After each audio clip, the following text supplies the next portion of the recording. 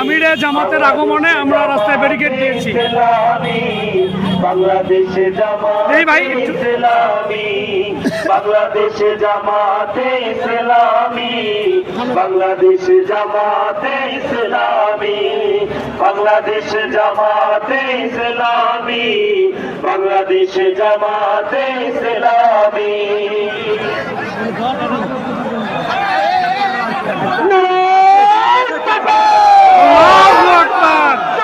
আপনারা দেখতে থাকেন আমিরা জামাত এই মুহূর্তে আমাদের এই দিক দিয়ে ব্যারিকেডে